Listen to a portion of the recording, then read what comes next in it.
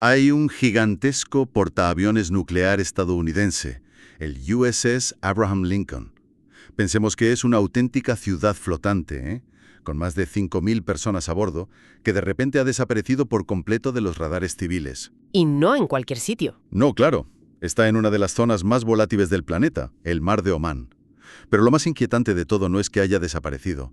Es que no es una avería, no es un accidente. Es una acción totalmente deliberada. Es un silencio calculado. Y en geopolítica, bueno, a veces el silencio puede ser más ruidoso y más amenazante que cualquier declaración explícita. Precisamente de eso vamos a hablar. Hoy nos sumergimos en la creciente tensión entre Estados Unidos e Irán y vamos a usar como guía un artículo que captura con una precisión casi cinematográfica este momento de máxima incertidumbre. Sí. Nuestra misión, si te parece, es desentrañar qué significa realmente este silencio electrónico. Vamos a ir más allá del simple movimiento militar para explorar la retórica, la confrontación y, lo que me parece fundamental, cómo este juego de poder a gran escala se vive y se sufre en las calles de Teherán. Y ese es el recorrido que proponen las fuentes que analizamos. Un hilo que conecta tres niveles que a menudo se ven por separado.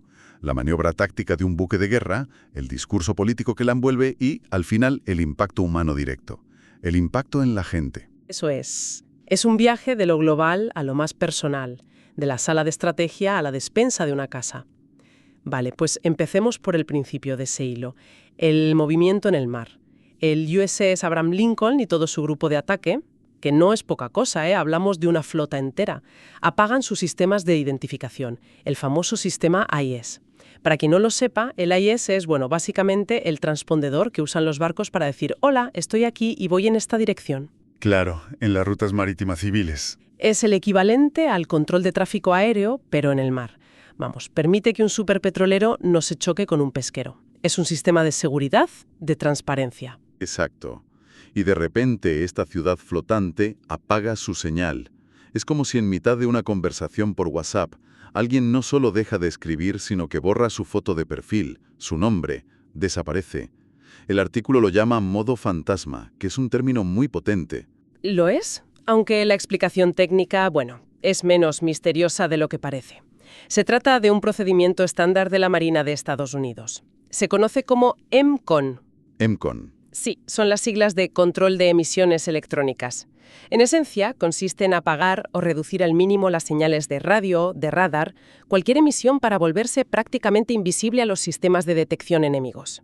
O sea que no solo apagan la luz para que no les veas, es que también dejan de hablar y de escuchar para no hacer ruido. Se convierten, como dices, en un fantasma electrónico. Pero a ver, si es una práctica habitual, ¿por qué esta vez desata todas las alarmas? Ahí está la clave de todo. El contexto. El contexto lo es todo. Una cosa es realizar una maniobra EMCON durante unos ejercicios en medio del Pacífico. Claro. Y otra muy distinta es hacerlo a las puertas del estrecho de Hormuz, después de semanas de amenazas cruzadas y con una retórica incendiaria por ambas partes. La fuente subraya que los expertos lo consideran una medida de seguridad operacional habitual, sí, pero en este escenario el gesto técnico se convierte en una declaración política. Es un mensaje en sí mismo. Exacto. Es un movimiento que dice, no quiero que sepas dónde estoy, porque podría estar preparándome para actuar. Claro, porque una cosa es el juego del gato y el ratón en alta mar, y otra muy distinta es cómo se traduce eso a pie de calle. Y el análisis en esto es brutal. Nos saca del mapa estratégico y nos mete directamente en la vida de la gente en Teherán. Mientras los militares juegan a esto, al escondite electrónico, en la capital iraní el clima que se respira es de pánico. Y lo más impactante es que se le pone rostro y nombre a ese miedo. No es una estadística, no es la población. Es Ahmad, un profesor de inglés de 45 años, y su testimonio es demoledor. Nos cuenta que está almacenando alimentos no perecederos y sobre todo dinero en efectivo. Y la frase que pronuncia es la de cualquier padre o madre en cualquier parte del mundo. Dice, tengo familia y 2 hijos pequeños. Me preocupa lo que pueda pasar. Pero lo más duro es que su miedo no es una especulación sobre el futuro. No, es un eco del pasado. Conecta esta situación con un recuerdo traumático, la última vez que tuvieron que abandonar la ciudad durante los bombardeos. Y aquí la fuente nos da un dato que es absolutamente clave para entender la profundidad de ese trauma colectivo. Ahmad menciona la guerra de los 12 días, Y el artículo especifica que en ese conflicto murieron millones de personas en todo el país a raíces de ataques a instalaciones nucleares. ¿Esto es fundamental? ¡Millones! No estamos hablando de un miedo abstracto a un conflicto futuro, ¿sabes? Estamos hablando de la reactivación de un recuerdo muy vivo, de una herida que nunca cerró. Es la memoria de una catástrofe nacional que define cómo perciben el presente. Es que ese dato lo cambia todo. No es miedo a la guerra, es miedo a otra guerra como aquella. Y no es un caso aislado. También nos presentan a Samira, una diseñadora gráfica de 29 años. Su reacción es, si cabe, más sutil y reveladora. Sí. Ella empieza diciendo que no siente miedo, pero inmediatamente después admite que ha comprado más comida de lo normal. Por precaución. Por precaución. Ese por precaución es fascinante. Es la manifestación de la ansiedad subconsciente.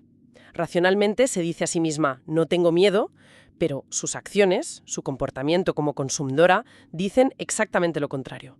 Totalmente. Y esto demuestra que la incertidumbre, este no saber qué va a pasar, ya está actuando como un arma. Ya está paralizando y alterando la vida normal. Es casi tan efectivo como un bloqueo físico. El miedo a la guerra ya está causando los efectos de una guerra. Me parece increíble esa idea. Demuestra que las decisiones de un almirante a miles de kilómetros acaban determinando si alguien en Teherán compra una lata más de atún o 2 kilos extra de arroz. Es que la conexión es así de directa. Es una conexión brutalmente directa entre la alta estrategia y la lista de la compra. La geopolítica en la despensa, literalmente. Y esa ansiedad no surge en el vacío. No es solo el silencio del portaaviones lo que la alimenta, es también el ruido ensordecedor de la propaganda. Hay una escena potentísima que se describe en la plaza en Gelab, que es una de las más importantes y simbólicas de Teherán. Sí, es una imagen que parece sacada de una distopía. Cuentan que las autoridades han instalado carteles gigantes con la imagen de un portaaviones estadounidense muy parecido al USS Abraham Lincoln, completamente destruido, en llamas, hundiéndose. Vaya imagen. Y lo acompañan de una frase que no puede ser más directa. Quien siembra viento cosecha tempestades. Es una amenaza visual, explícita, en el corazón de la capital. Es una guerra de símbolos que se libra en paralelo a la guerra de nervios en el mar. Y lo interesante es ver cómo esa propaganda visual en las calles de Teherán se corresponde casi milimétricamente con la retórica verbal de los líderes. Claro. Por un lado, tienes esa imagen del portaaviones destruido, y por otro, el análisis recoge la declaración del entonces presidente estadounidense Donald Trump, afirmando que la flota enviada a la región está lista para cumplir su misión con rapidez y violencia. Es un espejo perfecto, una amenaza visual respondida con una amenaza verbal. Y la respuesta iraní, por supuesto, está al mismo nivel. Se cita el viceministro de Exteriores, Qasem Gharibabadi, diciendo algo que, congela la sangre y deja muy poco espacio para la diplomacia. ¿Qué dice? Consideramos más probable la guerra que la negociación. La prioridad es defender el país. Es un diálogo de máximos. No hay grises, no hay ambigüedad. Ambas partes están utilizando deliberadamente un lenguaje que escala el conflicto, al menos en el plano retórico. Saben que cada palabra, cada imagen tiene un peso inmenso. Y esto, por supuesto, alimenta directamente ese ciclo de miedo que hemos visto con Ahmad y Samira. Claro. La retórica de los líderes se convierte en la ansiedad tangible de los ciudadanos. Es un círculo vicioso. Las amenazas generan miedo, y ese miedo quizá hace que la población sea más receptiva a una respuesta contundente, lo que a su vez anima a los líderes a subir el tono. Pero la fuente nos muestra que hay otra capa de complejidad aquí. Algo que ocurre de puertas para adentro en Irán, y que es crucial. Fundamental. Es que todo esto no ocurre en un vacío social o político. En ese preciso momento, Irán estaba viviendo una de sus crisis internas más graves en décadas, con protestas masivas en todo el país. Cierto. El análisis lo deja muy claro. El gobierno de Teherán no ve esas protestas como un movimiento puramente interno. Acusa directamente a Estados Unidos e Israel de fomentarlas, de estar detrás del descontento social. Y para que nos hagamos una idea de la magnitud de esa crisis, se nos ofrecen cifras de víctimas, cifras de la represión de esas protestas, y son aterradoras. Por un lado, la organización HRANA, con sede en Estados Unidos, reporta 3.117 muertes. Más de 3.000. Pero es que otras organizaciones de la oposición elevan la cifra a 6.126 fallecidos. Y el propio texto añade la escalofriante nota de que la cifra real podría ser incluso mayor. Son cifras de una guerra civil de baja intensidad, vamos. Entonces, a ver si entiendo. Estamos sugiriendo que el gobierno iraní, en cierto modo, podría estar utilizando la presencia de este portaaviones para sus propios fines. Sí. Quizás incluso exagerando la amenaza, para cohesionar a la población. Y documentada además. Un gobierno que enfrenta una grave crisis interna, con un descontento social que amenaza su estabilidad, puede encontrar en la tensión externa una herramienta política muy poderosa. La figura de un enemigo común, ya sea real o magnificado, sirve para desviar la atención. De los problemas internos. Exacto. De la economía, de la falta de libertades, y unificar a la población en torno a la bandera y contra una amenaza exterior. Silencia la disidencia interna. Es difícil protestar contra tu gobierno por el precio del pan cuando te dicen que un portaaviones enemigo está a punto de atacarte. Exactamente. Por lo tanto, la presencia del USS Abraham Lincoln y su modo fantasma adquieren un doble significado. Son, por un lado, una amenaza externa real y tangible para el Estado iraní, pero también son potencialmente un recurso político interno para el régimen.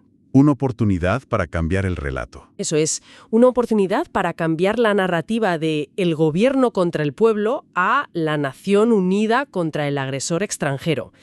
Es un juego increíblemente cínico y muy, muy peligroso. Entonces, si juntamos todas las piezas del puzzle que nos ha dado el material, tenemos una maniobra militar que, vale, técnicamente puede ser rutinaria, pero en este contexto se percibe como una amenaza inminente. Sí, como el silencio que precede a la tormenta. Donde la percepción de la amenaza se vuelve más importante que la amenaza en sí. Exacto. Y este miedo que se genera en la población no es abstracto, se ancla en traumas muy profundos de guerras pasadas y es avivado constantemente por una guerra de palabras, de imágenes, una guerra sin tregua entre ambos gobiernos. Ya. Y todo ello, como acabamos de ver, con el telón de fondo de una profundísima crisis social y política dentro de Irán, lo que añade otra capa de cálculo estratégico a toda la ecuación. La conclusión a la que llega la fuente es muy gráfica y la verdad bastante desoladora. La cito textualmente. La población civil iraní vuelve a mirar con preocupación un cielo que ya conoce el ruido de la guerra. Uf. El silencio del portaaviones, paradójicamente, ha llenado el aire con el eco de conflictos pasados y con el estruendo de futuras amenazas. Lo que este episodio revela, más allá de la probabilidad real o no de una guerra, es la extrema fragilidad de la paz. Desde luego. Y cómo la incertidumbre, manejada como un arma, puede llegar a ser tan dañina y tan paralizante como la propia violencia física. Es una idea muy potente y que hemos ido viendo a lo largo de todo el análisis. Y de hecho, nos deja con un pensamiento final, ¿no? Una pregunta para darle una vuelta que va más allá de este caso concreto y que apunta al futuro de los conflictos. Planteémosla. El artículo se centra en el miedo provocado por el silencio del portaaviones, por la información que falta, por ese vacío deliberado. En la guerra moderna, donde la información y la desinformación son armas tan poderosas como los misiles, ¿puede el acto de callar, de crear intencionadamente un vacío informativo, ser una táctica tan poderosa y agresiva como una amenaza explícita? Buena pregunta. Dicho de otro modo, y viendo el efecto que tuvo en las calles de Teherán, se ha convertido la incertidumbre en sí misma en la nueva forma de asedio.